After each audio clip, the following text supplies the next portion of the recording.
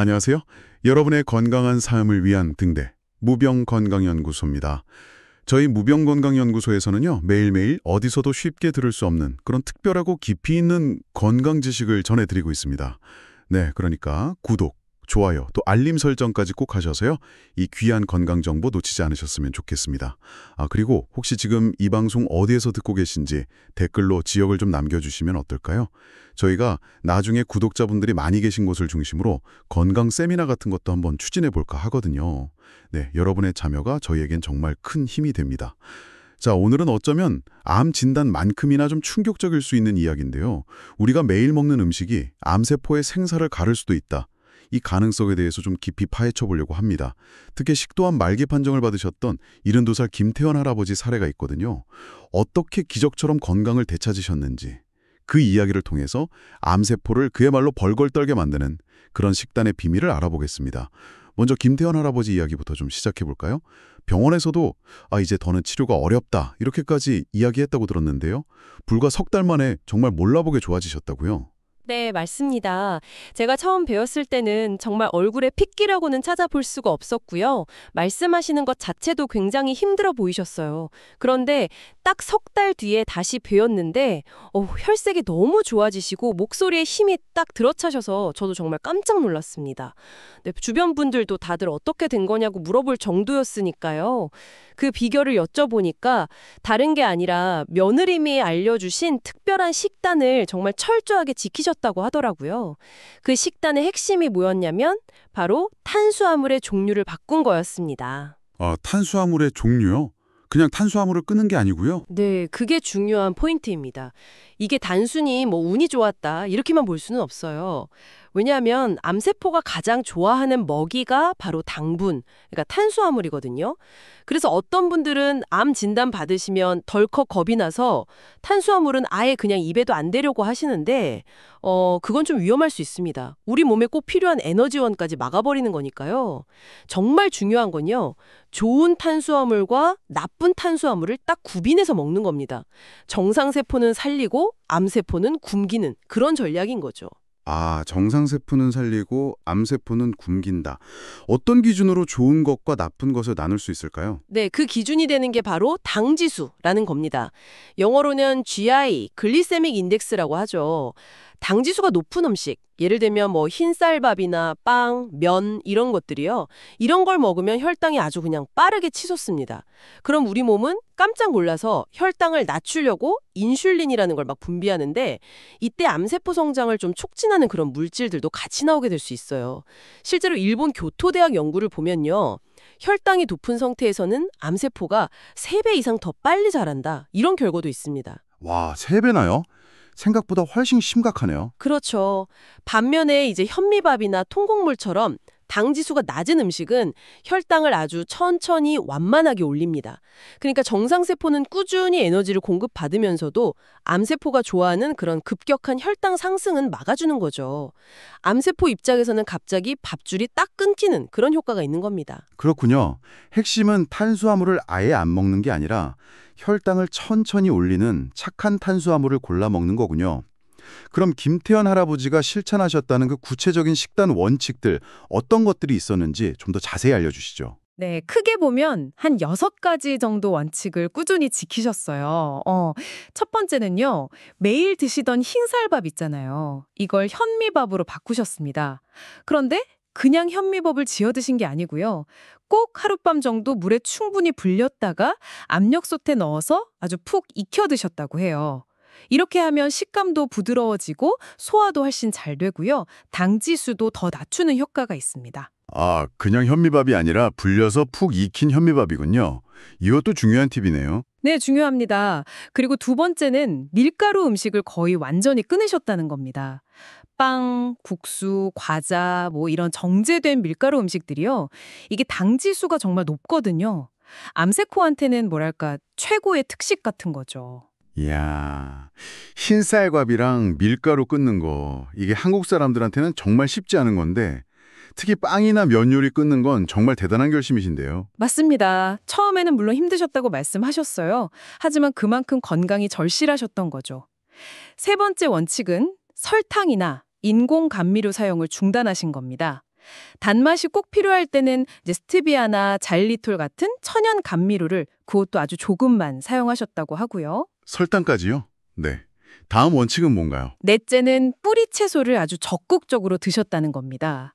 고구마나 당근, 무, 연근 같은 것들이요. 이런 뿌리 채소들이 보면 당 지수는 상대적으로 낮지만 식이섬유는 아주 풍부하거든요.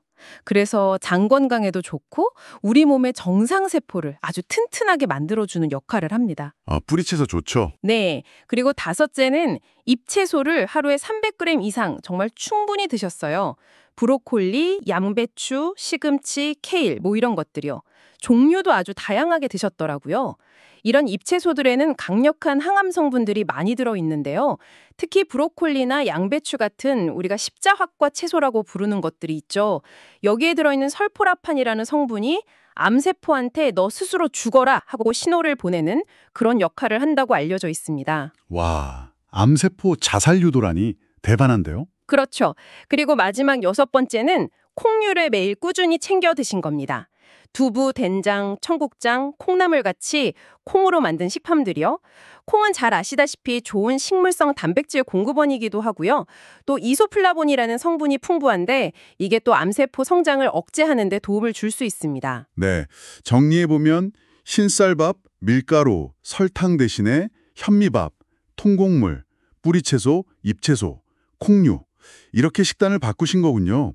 들어보니까 아주 특별하거나 구하기 힘든 그런 식재료들은 아닌 것 같아요. 맞습니다. 주변에서 쉽게 구할 수 있는 것들이죠. 이 식단을 꾸준히 지키면 보통 언제쯤부터 몸의 변화를 좀 느낄 수 있을까요? 물론 사람마다 차이는 좀 있겠지만요. 보통은 한 일주일 정도만 꾸준히 실천하셔도 속이 좀 편안해졌다, 소화가 잘 되는 것 같다 이런 느낌을 받으시는 경우가 많습니다.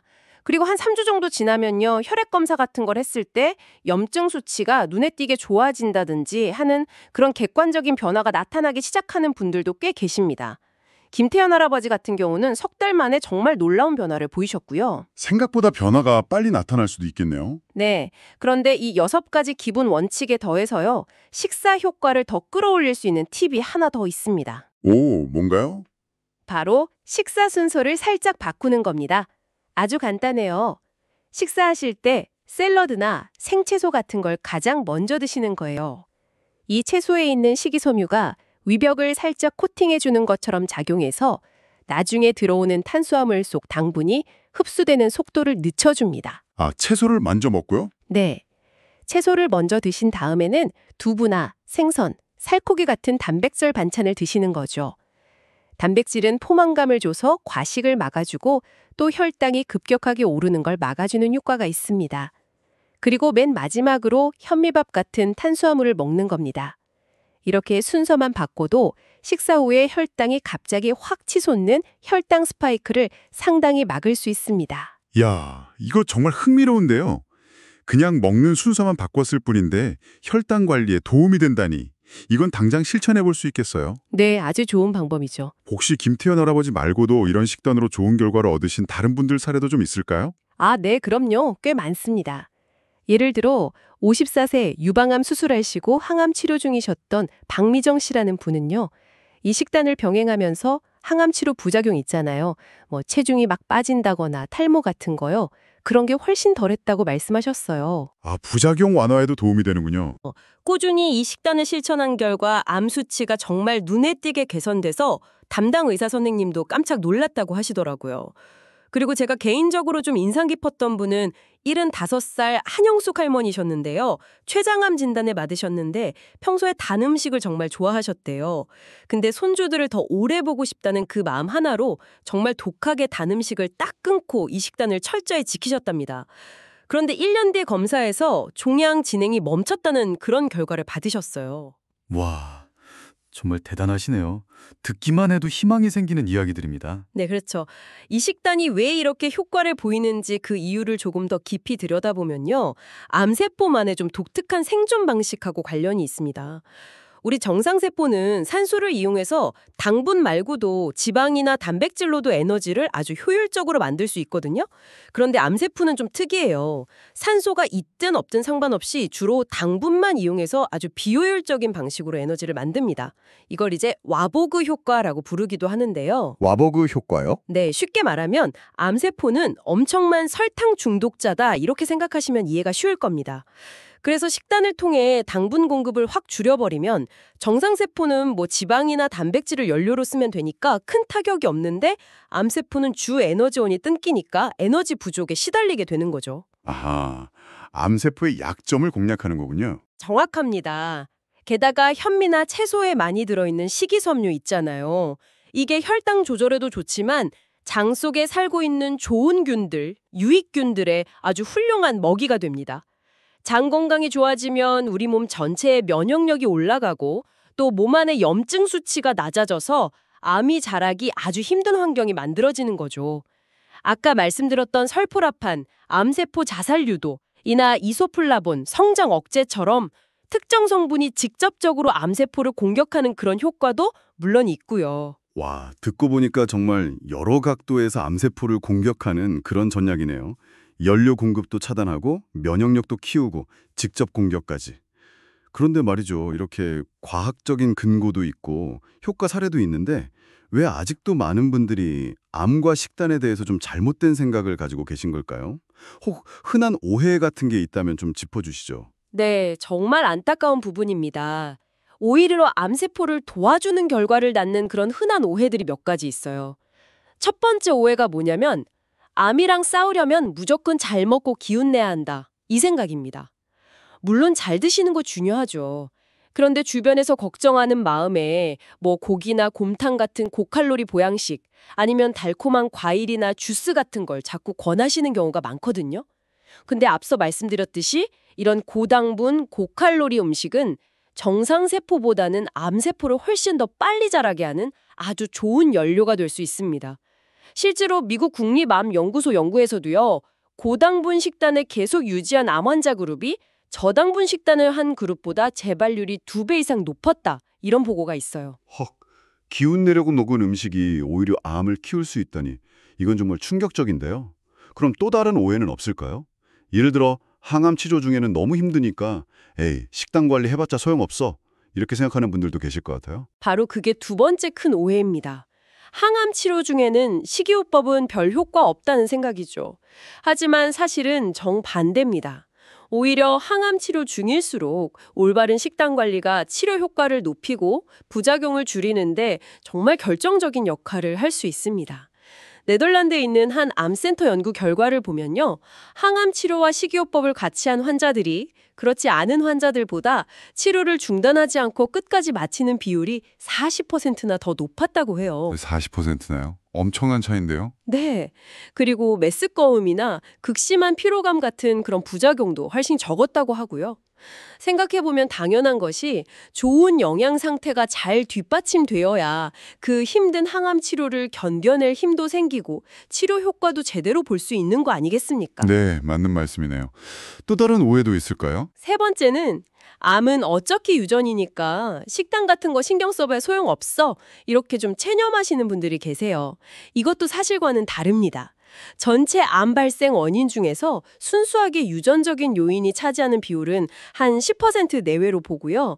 나머지 90%는 식습관을 포함한 생활습관이나 환경적인 요인이 좌우합니다. 심지어는 우리가 먹는 음식이 우리 몸의 유전자 발현에도 영향을 미쳐서 암과 관련된 유전자의 스위치를 켜거나 끌 수도 있다. 이런 연구 결과들도 계속 나오고 있습니다. 와, 식단이 유전자까지 바꿀 수 있다니 놀라운데요. 네. 그리고 마지막으로 네 번째 오해는 비싼 홍삼이나 뭐 상황버섯 같은 그런 건강식품이 최고다라는 믿음인데요. 물론 그런 것들이 도움이 될 수도 있겠죠. 하지만 기본적인 식단 관리가 엉망인 상태에서 그런 보조적인 것에만 의존하는 것은 사실 큰 효과를 보기 어렵습니다. 가장 강력한 항암 효과는요. 우리 주변의 아주 평범한 식재료를 통한 균형 잡힌 식단에서 나온다는 점을 꼭 기억하셔야 합니다. 네 가지 오해 모두 정말 중요한 지적이십니다. 그럼 이제 이 식단을 실제로 시작하려고 마음먹은 분들을 위해서 주의할 점이나 좀 더 현실적인 조언을 해주시면 좋겠습니다. 특히 과일이나 고기는 어떻게 해야 할지 궁금해하는 분들이 많을 것 같아요. 네, 몇 가지 중요한 점들을 좀 말씀드릴게요. 우선 식단 변화는 너무 갑자기 확 바꾸기보다는 점진적으로 시작하시는 게 좋습니다. 특히 항암 치료 중이시거나 몸이 좀 약하신 분들은 몸이 적응할 시간을 줘야 하니까요. 한 일주일 정도 시간을 두고 서서히 바꿔나가시는 걸 권장합니다. 두 번째는 체중 변화를 잘 체크하셔야 한다는 겁니다. 암 환자분들에게는 적정 체중 유지가 정말 중요하거든요. 이유 없이 한 달에 체중이 5% 이상 쭉 빠진다거나 하면 그냥 두시면 안 되고요.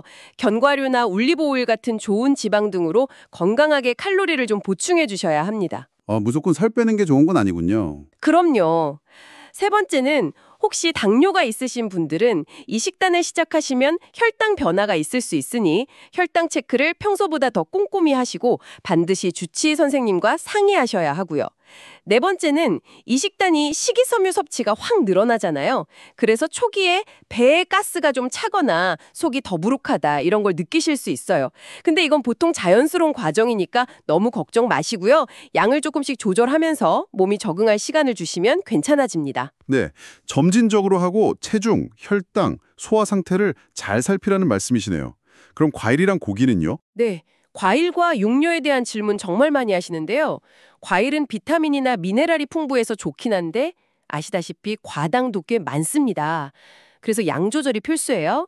하루에 본인 주먹 크기로 한 2개 정도를 넘지 않게 드시고요. 가급적이면 당 지수가 좀 낮은 베리류, 딸기, 블루베리 등나 사과, 배 이런 것들 위주로 드시는 게 좋습니다. 바나나나 포도, 수박처럼 좀 많이 단 과일들은 아주 가끔 소량만 드시는 걸 권하고요. 과일도 양 조절이 중요하군요. 고기는 어떻습니까? 아예 끊어야 하나요? 고기는 붉은 고기, 그러니까 소고기나 돼지고기 같은 경우는 염증을 유발할 가능성이 좀 있어서 가능하면 최소화하시는 게 좋습니다. 아예 끊으실 필요까지는 없지만요.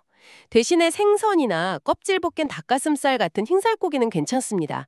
일주일에 한 2-3번 정도? 손바닥 크기 정도로 드시는 건 단백질 보충에 도움이 될 수 있어요. 하지만 가장 좋은 단백질 공급원은 역시 콩류나 견과류 같은 식물성 단백질이라는 점을 기억해 주시면 좋겠습니다. 그리고 조리하실 때는 굽거나 튀기는 것보다는 찌거나 삶는 방식이 훨씬 더 건강에 좋습니다. 네, 고기는 붉은 고기 줄이고 흰살코기나 식물성 단백질 위주로 찌거나 삶아서 먹는 게 좋겠네요. 네, 맞습니다. 그리고 이 식단에 좀 익숙해지신 분들은요. 하루 중에 16시간은 공복 상태를 유지하고 8시간 안에만 식사를 하는 16-8 간헐적 단식이라는 걸 아주 조심스럽게 시도해 볼 수도 있습니다. 이렇게 공복 시간을 늘리면 암세포의 에너지 공급을 더 효과적으로 차단할 수 있고요. 또 우리 몸 스스로 손상된 세포를 청소하는 자가포식, 오토파지라고 하죠. 이 작용을 활발하게 하는 데 도움이 될 수 있다는 연구들이 있습니다. 물론 이것도 본인 몸 상태를 잘 봐가면서 절대 무리하지 않는 선에서 하셔야 하고요. 간헐적 단식까지 정말 다양한 방법이 있네요. 실천적인 조언들 정말 감사합니다. 그런데 앞서 잠깐 이야기 나왔지만 이렇게 효과적인 정보들이 왜 병원에서는 좀 적극적으로 알려주지 않는 걸까 하는 의문이 들기도 하거든요. 네, 그 부분에 대해서는 사실 여러 가지 시각이 존재합니다. 제공된 자료에 따르면요. 아무래도 기존의 의료 시스템이라는 것이 약물이나 수술 같은 치료에 좀 더 집중되어 있다 보니까 상대적으로 비용이 적게 들고 또 특허를 내기도 어려운 이런 식이요법의 중요성이 좀 간과되어 온 측면이 있을 수 있다는 거죠. 때로는 또 거대한 제약산업의 이해관계 때문에 이런 정보가 충분히 확산되지 못했을 가능성도 있다는 그런 분석도 있고요. 그럴 수도 있겠네요. 네. 하지만 다행인 점은요. 최근에는 미국이나 유럽의 많은 주요 암센터들에서는 이런 식이요법의 중요성을 인정을 하고 있습니다. 그래서 통합의학적인 관점에서 영양상담이나 교육을 정식 치료 과정의 일부로 도입하는 그런 추세에 있어요.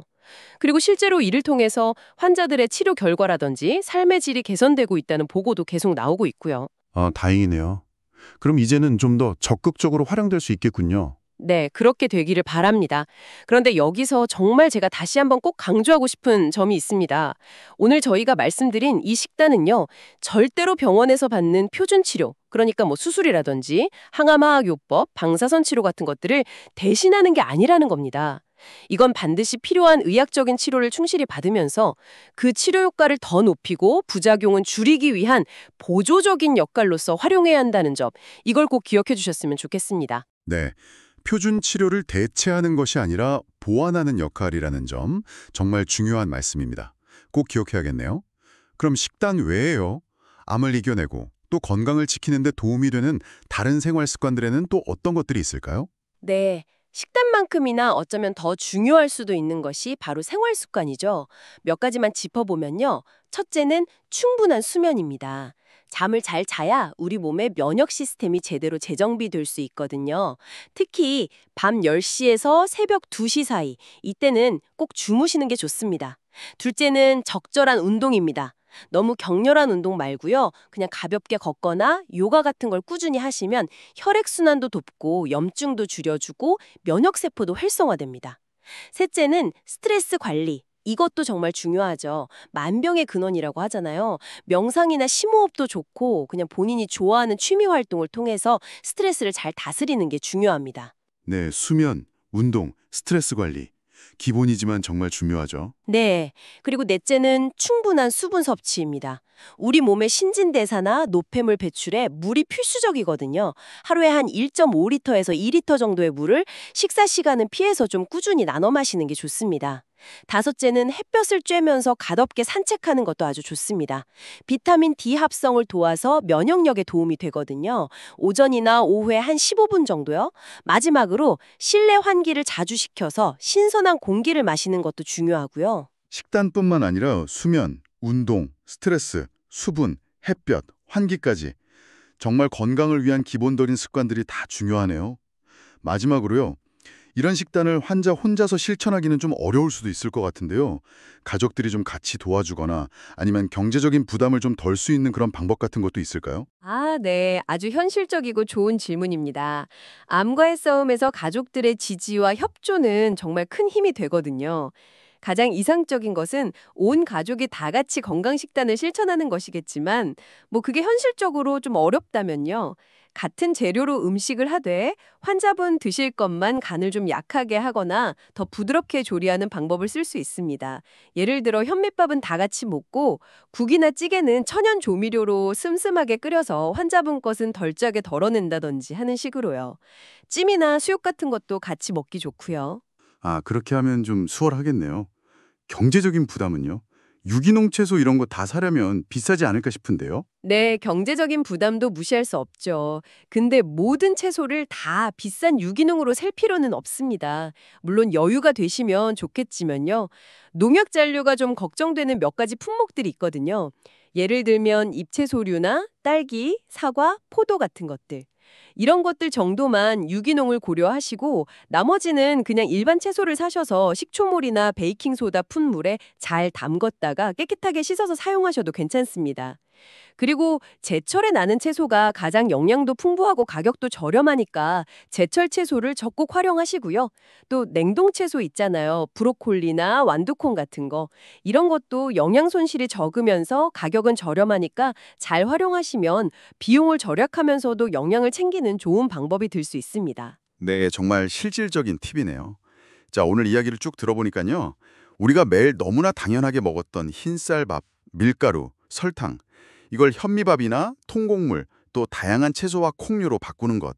어찌 보면 참 단순한 변화 같은데 이것만으로도 암세포가 살기 아주 힘든 그런 몸 환경을 만들 수 있다는 놀라운 가능성을 본 것 같습니다. 김태현 할아버지의 사례가 바로 그 생생한 증거가 되겠고요. 맞습니다. 그리고 제가 오늘 말씀드린 이 모든 과정에서 가장 중요한 열쇠가 있다면 그건 바로 꾸준함입니다. 꾸준함, 막 100% 완벽하게 지키려고 너무 스트레스 받다가 금방 포기하는 것보다는요. 한 70% 정도라도 괜찮으니까 꾸준히 오랫동안 실천하는 것이 훨씬 더 중요하고 또 실질적인 변화를 가져옵니다. 실제로 제가 오랫동안 지켜본 환자분들 중에서도요, 이런 식단을 1년 이상 정말 꾸준히 실천하신 분들의 예후가 그렇지 않은 분들보다 훨씬 좋은 경우가 정말 많았습니다. 물론 혼자서는 힘들 수 있죠. 가족들의 따뜻한 지지가 필요하고요. 또 본인의 강한 의지가 있어야 합니다. 그리고 정기적인 검사를 통해서 몸의 변화를 객관적으로 확인하면서 식단을 조절해 나가는 그런 과정도 필요하고요.